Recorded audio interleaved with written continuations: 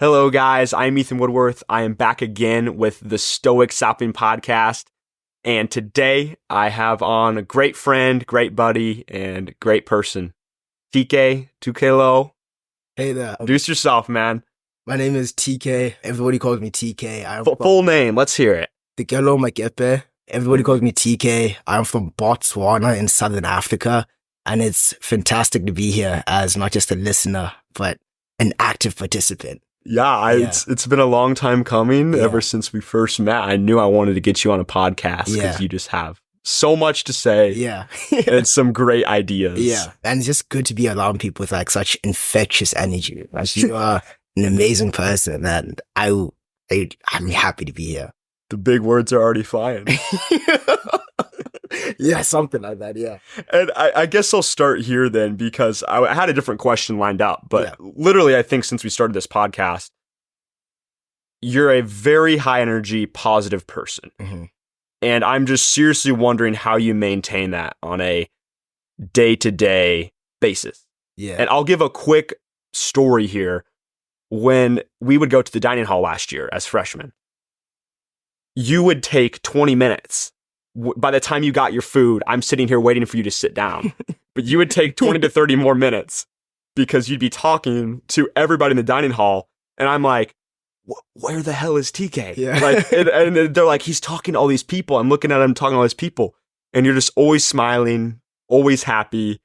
And it's clear people love that energy. Yeah. So how do you do it, man? How do you do it? I think, like, as I'll preface it by saying, like, it's gonna sound super philosophical, but like, I think it's not. It's just a good way to go about life. Like, as kids, your head's always up in the air. And like, as you get older, you kind of realize so many things about the world and kind of beats you down and you get your head down and you kind of forget that life is okay. Like, life is actually amazing. You are awake. You can walk. You can talk to people. You can like hear what people have to say. You can laugh. And I just feel like if you're not going to enjoy that about life, like what are you doing? You know what I mean? So it's like, just keep your head up no matter like whatever's going on in life and eventually the tide will fall. You know what I mean? So just stay smiling and things will be okay. That's a super beautiful answer. Yeah. And going off of that, I guess you don't really seem to tell me or at least tell others about maybe some tribulations you're going through, some real trials. Yeah. I think that's just part of your personality, but clearly you've been through a lot of road bumps. Yeah. Yeah. Do you have any that come to your mind? Yeah. I think what, I guess from my perspective, one thing that I do is I do try to live a naive life. Like, I'm super aware, but I genuinely know like being naive is a little blissful and I'm happy with that. But yeah, trials and tribulations in my life, they've come in many forms. I guess like, the one that really sucks and really comes to mind recently is just like, I guess, just kind of seeing people in every kind of professional aspect kind of just develop and move forward and kind of just still trying to navigate that is one thing. Small stuff like being the biggest liability in level 5 history. Great. That bike crash was bad. It kind of set me back about a month or so. Give some context here. Yeah. So for some context, Little 500 annual bike race in Bloomington, Indiana. 200 laps around a quarter mile track, so that's like adds up to 50 miles. Here I am, a year at this odd country, and I decided I'm gonna hop on a bicycle.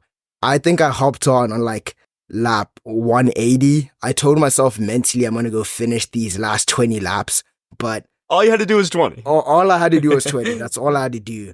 But yeah, as I've been told, because I don't really remember much, I got cut off and I fell off my bike and a couple people went over my head. I had a concussion, woke up after the race and thought, oh yeah, let's go finish this. It was bad. But the race was over. Yeah, I woke up, everything was over and I was just like, where the hell am I? What is going on? I need to be home now. You know what I mean? I called my mom and she was like, yeah, what happened? And I was like, honestly, I couldn't tell you, but I'll let you know when I find out because I had a concussion. It was bad. And like, I guess that month following, I would wake up, go through an entire day.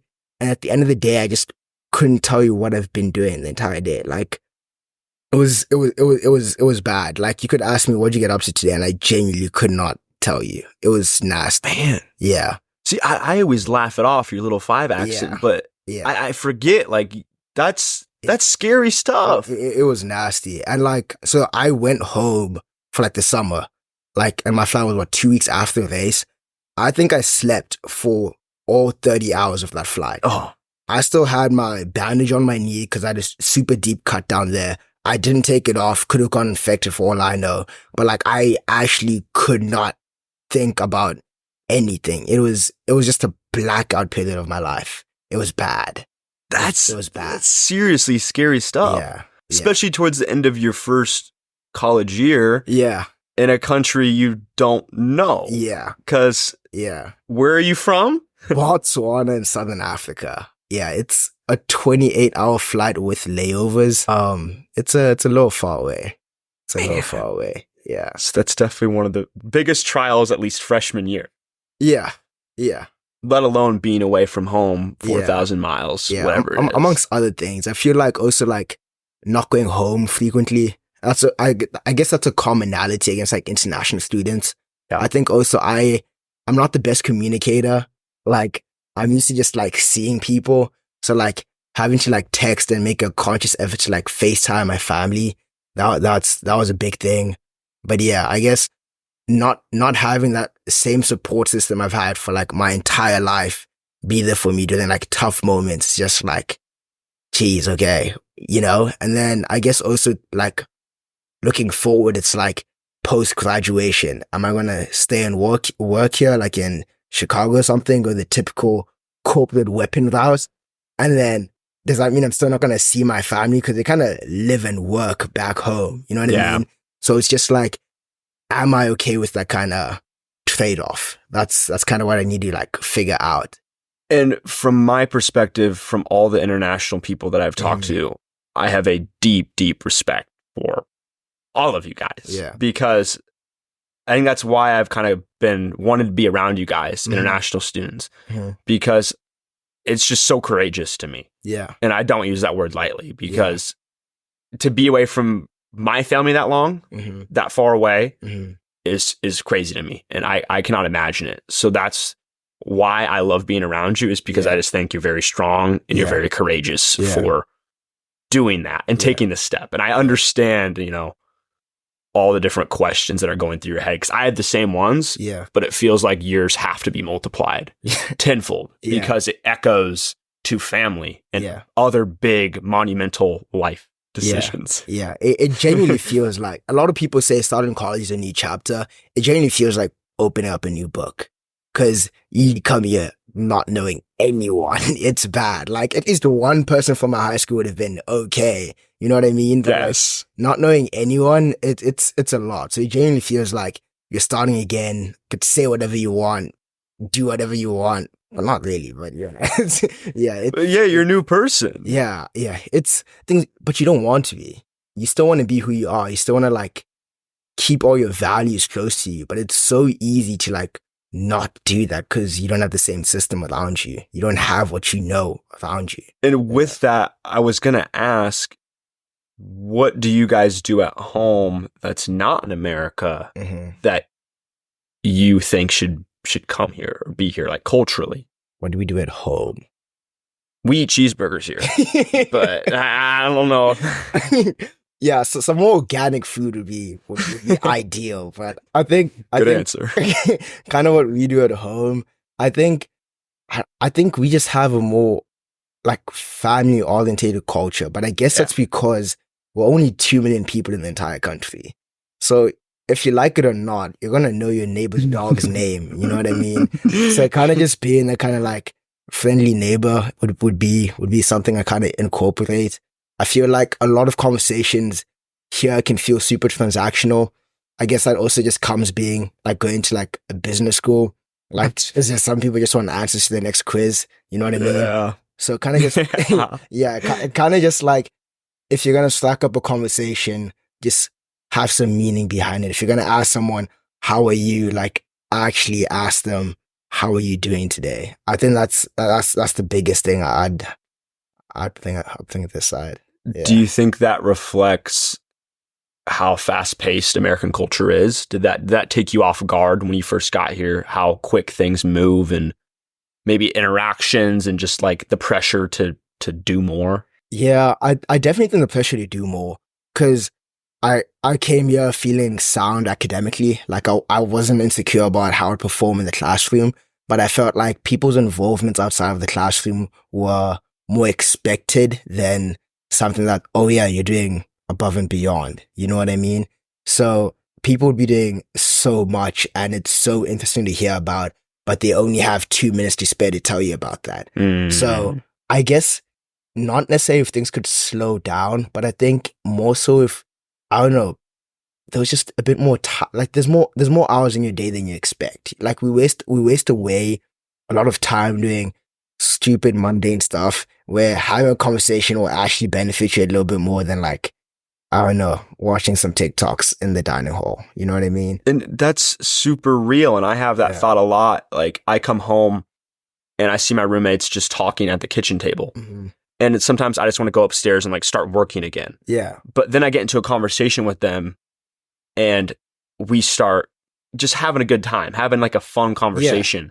And that paid way more dividends than any of the work I was doing, and made me feel much better about myself than anything. And I just really, I'm trying to, slow down and take those times to and I guess like kind of like piggybacking off the work thing is like a lot of work ends up feeling like you're ticking the boxes here. You know what I mean? Like you're trying to pass this multiple choice test. Like it's why I'm fond of like essays and books. It's like there's no right definite answer to most things. It's just like if we can kind of just understand what we're doing conceptually and apply it to like different stuff, that would be a better way to go about, I guess, test, and just kind of just like, oh yeah, somebody sent me last year's exam and it's the exact same It's thing. bullshit. That's what I'm saying. Yeah. That's what I'm saying. So it's like, I don't know. I just wish like we would test it a little bit differently. Learning is still kind of interesting, but like if you were tested differently,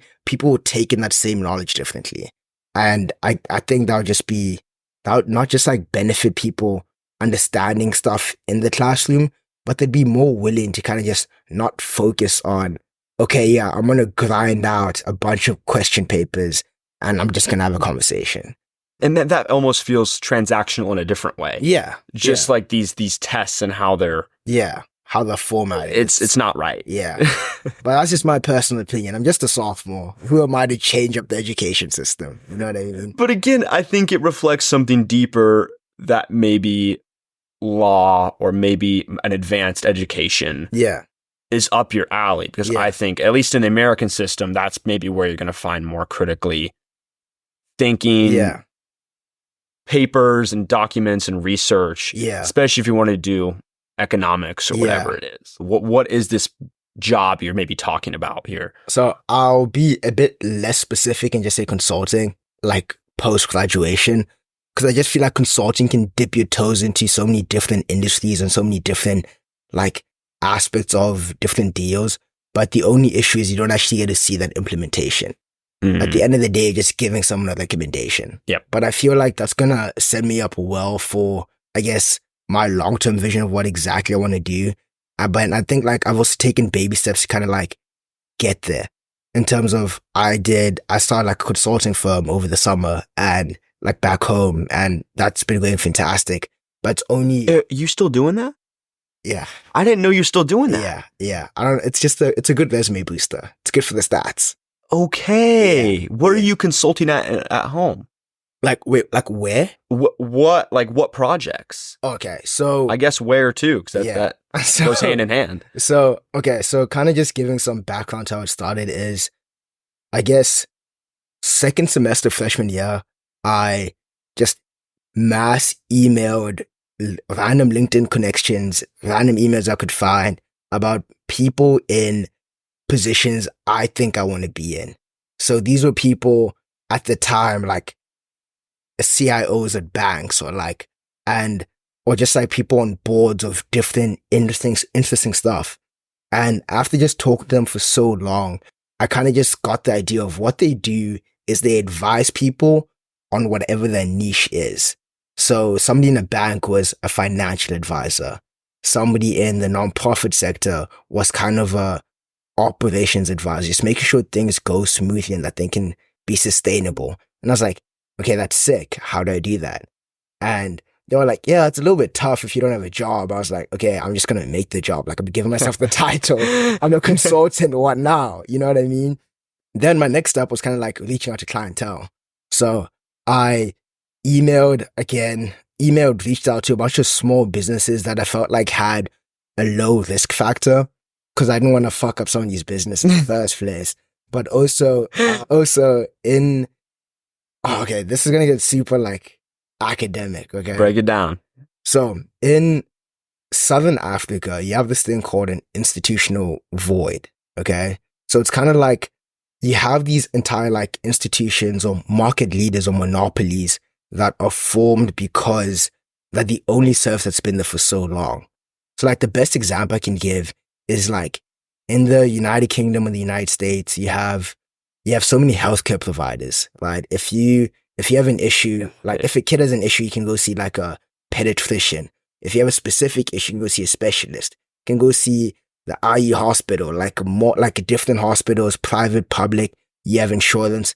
In certain parts of the world, that service and that luxury is just not available. You go to the first hospital you see.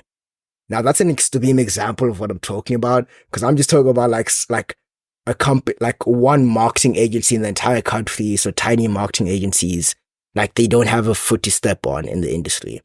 So that's a big deal. Yeah. It's like, I don't know. It's easy to understand, but then when you start taking steps to kind of solve it, it's not that easy. So it's like, I was trying to help small businesses set themselves up in an industry and kind of just build a good foundation. That's already being dominated. Yeah. Okay. Yeah. Okay. I see. What a dominated, like, I guess, like competitor or firm would do is they'd upcharge certain prices. They only fit a certain like customer segmentation of people who can afford it. And then people who can't afford it just get fucked over. And they don't know about the tiny places because they only know about that big name. So I was just helping smaller names, like make sure they get a foot in the business. So that kind of went from a marketing agency to a local farmer to what else? There's one I'm kind of working on right now, but I'm trying to talk about like NDA deals and I'm trying to figure out what a non-disclosure is going to look like on my end. So it's like, I'm still navigating the entire thing. And it's something that I want to pursue like until I get an actual job, because I feel like then I'll be more focused on ideation and problem solving than client acquisition.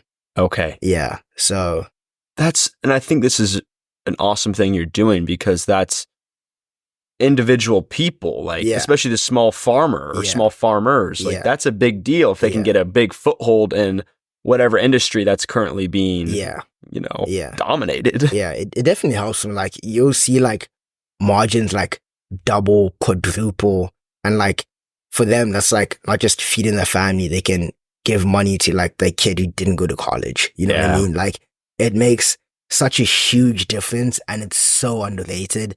But that's kind of why that impact's kind of why I want to go into consulting. You can kind of see what happens and what people benefit from a good idea. Transitioning to that. Yeah.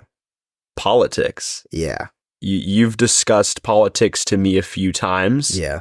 You've discussed getting your JD. You've discussed just going down a political path. Yeah. What do you see with that? And I'll expand the question here by asking,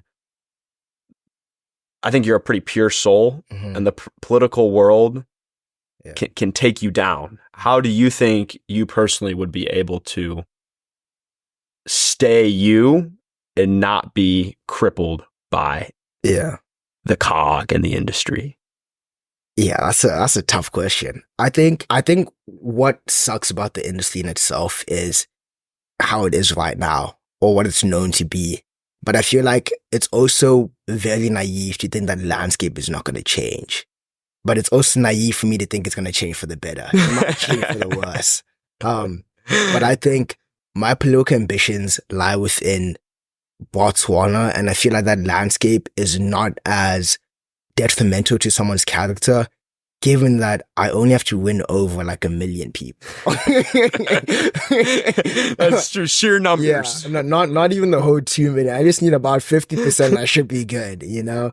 So I think that my character will come out in a positive light. And I think given that my country's entire political background has only been 50 years, we've only had 5 presidents of the entire country. And That's insane. Let's say I want to go through when like I'm 60, I'll be like the 9th. Like it's not like, we're not going to be deep down that pipeline. So I feel like our landscape's going to develop at a rapid pace, but I also feel like my character is going to come out a lot, like it's going to be a lot easier for people to see when it's not as big of an audience. And we've already had people in the past kind of like lose certain things because they kind of bash the opponent. It kind of comes down to, again, the culture of the place you're running for, you know? Like, I know Germany had like a female chancellor for like an extended period of time, and they kept her in office because she was fantastic at her job. But again, also that comes down to like here, maybe because things feel so transactional in terms of just day-to-day interactions, it kind of translates to that, I guess, corporate and political scene, whereby I feel like a lot of stuff back home, it kind of like who you are does matter. Reputation carries. It does matter. And I hope that stands when I go for it all.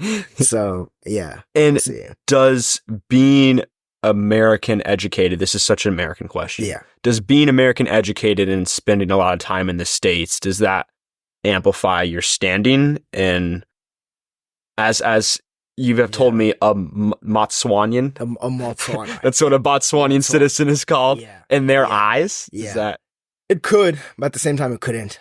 So in our last election, the guy who won, which is our current president, I personally think he's good at his job. Sorry to get a little political. Yeah. He's good at his job? I think he's... I'm here to debate you on Botswanian politics. I think he's done with decent at his job, but that's just looking at the facts, like kind of the ways. I think a good way to summarize what he's done is his results justify his means. And kind of going back to his education, he went to school locally. I think he has an honorary degree from a United States college, but then his opponent has a JD from Harvard. Super smart guy. And he kind of bashed him in the last election. This Harvard JD educated guy bashed him in his last election, didn't win. Why do you think he lost? It's again like who he was. Yeah. Yeah. He also had 1 or 2 ridiculous statements that he should have explained. He said he's got a double minimum wage. And I was like, I have no idea how you're getting away with that. But like him saying on a double minimum wage, were like, yeah, kids who are like unemployed or like, you know, or like just on the cups of employment were like, yeah, this is sick. But then like people are just like, wait, what do you mean you're on a double minimum wage? Where are you getting this money from? People are already unemployed. So I feel like his Harvard education, he didn't translate that into his election. So I feel like a good education can amplify my chances, but it's not as black and white as that. I got to be able to say like that thousands of people educated, you're probably even smarter than me within this country right now. But I feel like my sheer willingness to apply what I've learned on this platform is feasible. And I think that's going to amplify my chances, but it's not going to win me an election. So it could also go against me. I'll transition to the last question I had here. Okay. So with this talk of politics and potential career in politics and potential just American career and a lot of things on the cooker for you. Yeah. So to say. Yeah. How do you think you're going to find ultimate fulfillment within that? Whether it's family or is it going to be more job centered? And obviously, like if someone that gets fulfillment from their career, their job, and I know if you do these things that you're potentially going to do, you're going to make a lot of sacrifices. Yeah. Will you find fulfillment in that? Yeah, I think I will. I feel like, again, it's not a black and white answer. I think at the end of the day I will. And that's something I've been looking into a lot more. I feel like my whole goal is to kind of be happy. I feel like I just enjoy smiling. I don't want to be sad. I want to, hopefully if I have kids down the line, knock on wood, I want to see my kids. I want to like play soccer with my kids, play golf. You know, I just want to be happy. And I feel like I am willing to take a small step back in my professional career. And that's tough for me to say because I have a lot of pride in my professional career. I'm willing to take a step back if I feel like, I'm just wasting my days away. But I think my whole idea is I want to give back to the community that raised me, and that's going to make me happy. I hope so. I think I have a very similar answer, and I just lose the election. They would be mad. Yeah. I just think it's good that we're both thinking about it. Yeah. I wanted to prod because anytime politics is brought up, I know it can kind of be all consuming, or just any career in general can be super consuming. So but kind of, I guess, throwing the question back to you, how do you think you're going to balance, I guess, that professional career with kind of just making sure I'm happy with what I'm doing? Dude, I think that's my greatest debate. Yeah. As like a young man. And I don't currently have an answer, but I'll try to give one here. I really just think it's about doing both. Mm-hmm. And when being aware of that feeling of burnout. And for me, I know when like I need to chill out and like tone it down. Mm-hmm. The signals I get are usually pretty obvious. Like I'm just forgetting to eat or work out because I'm just so caught up in whatever. I'm not sleeping as well. I'm kind of cranky in my social interactions. And on a day-to-day basis, I think just being aware of that and then just going to do something freeing, whether it's a hobby or just talking with people or go read a book. Yeah. Get outside, go hike. There's 1,000,001 activities that I think I just really want to do in life. And I have to just balance both. Yeah. And in a appropriate level. Yeah. It's tough to answer. I guess like, especially like this time of the year, like finals and coming up, like I'll speak for myself. I am burnt out and I'm just taking 1 hour at a time, which is easier said than done. But yeah, how do you deal with like burnout like this time of the year though? I would say being with people. Yeah. Literally just hanging out. And we don't have to be doing anything. Yeah. I can just be sitting downstairs and we can like kick up Fortnite. Yeah. Or just start talking about something crazy. Are you any good at Fortnite? I'm not any good. I'm more or less like the supporter. And like when someone's like going off, I'm sitting there like, okay, dude, you got your loadout's good, you got full health. Yeah. There's a guy over there, I think West. Yeah. And I'm just kind of giving support. And when they win, I'm the loudest one in the room. Okay. That's what you want from someone. That's exactly I will take from someone. Pride in that. Yeah. Yeah. Next semester, I'm going back to FIFA. Okay. I'm going to play some FIFA online. It's going to get heinous. I'm going to go to some classes super mad after losing an online game. But like, that's what I really want. You're wicked on the sticks in FIFA. Thank you are fun to watch. I don't think I'm ever going to stop playing. Like, I'm genuinely concerned. Like, I'm going to be 45. My kid's going to be like, yo, can I get the next FIFA? If you can beat me at FIFA 22, yeah. It's going to be like 2060 something. Yeah. It's unfair, man. You're international. Playing against all us American dudes, it's unfair. There are a couple good people, though. Yeah. I played a kid from California. Yeah, he just. California's not America. Yeah. Yeah. California doesn't count. I hate that kid.